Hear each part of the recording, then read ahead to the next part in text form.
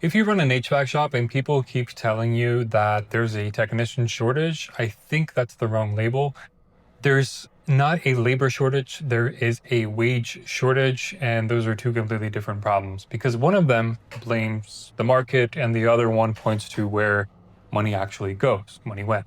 Okay, so in this video, I'm going to show you the tell that gives the whole thing away. And I'm going to show you the company publishing tech shortage content while also selling you the cure. Okay, here's what the shortage story does to shop owners, right? So you post a job, nobody good applies, or the good ones want more than you can pay. So then you assume you're bad at hiring. And then somebody sells you a recruiting strategy, maybe a partnership with trade schools, I don't know, some sort of talent funnel, a recruiting video, whatever it may be, and you still can't fill the role. Because the variable that actually moves labor is money, it's pay. And that's the one lever most owners don't feel like they can move. So this is not you being bad at recruiting, and it's not because nobody wants to work anymore.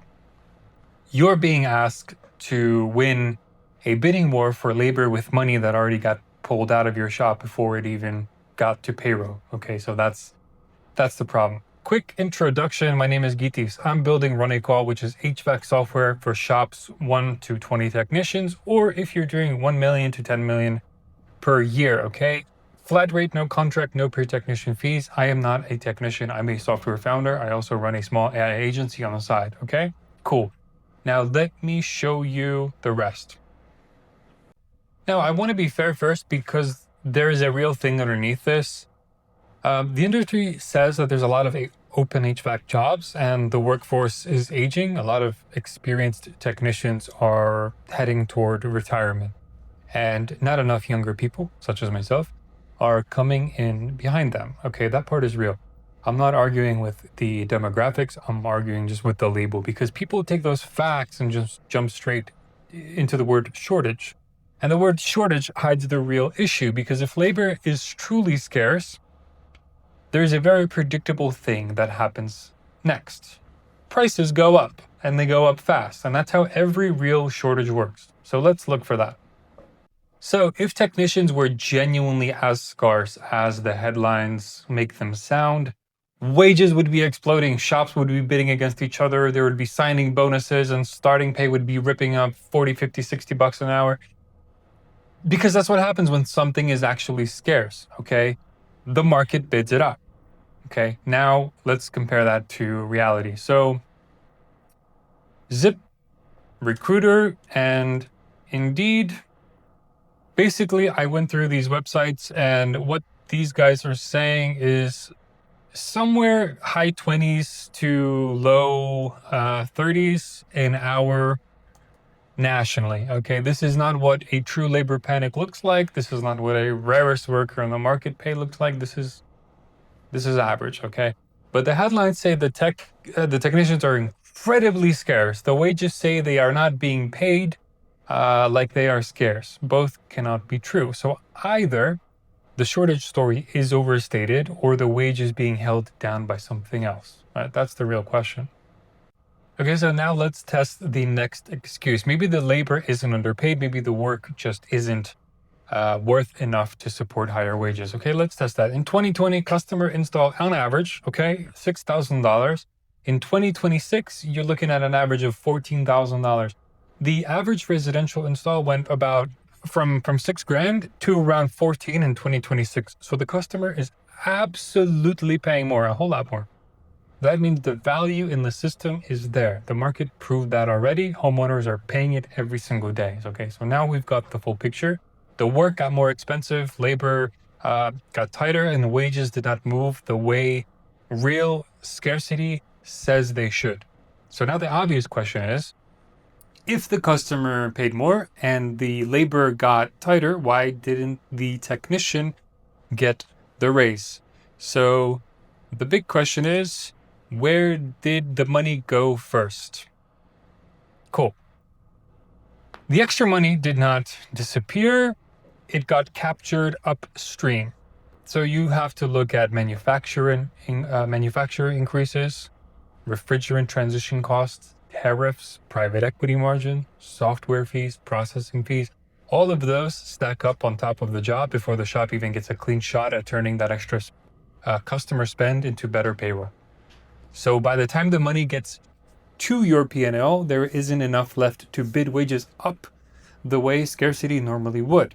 That's why the shop can't pay what the market tension suggests it should. Not because the owner is evil, but because the margin got skimmed first. And now here's the part that should bother you.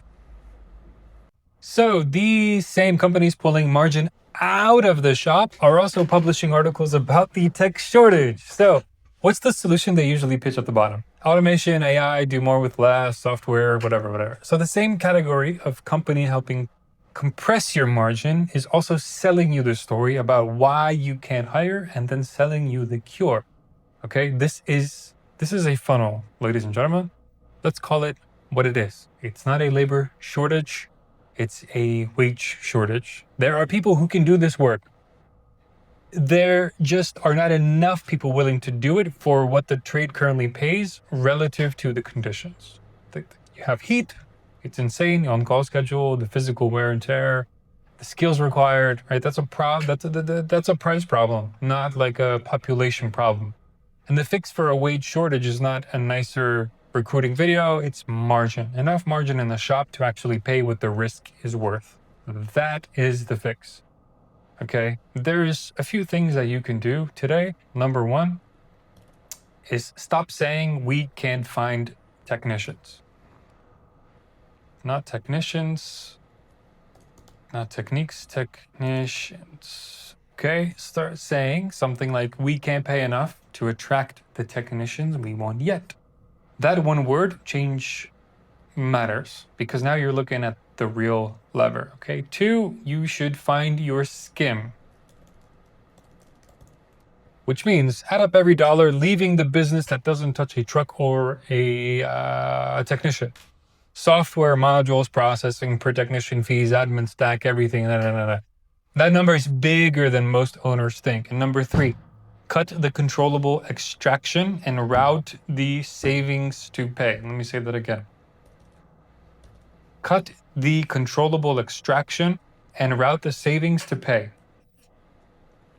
So you cannot call a manufacturer and reverse 5 years of price increases. You can undo tariffs, but you can change what you pay for software.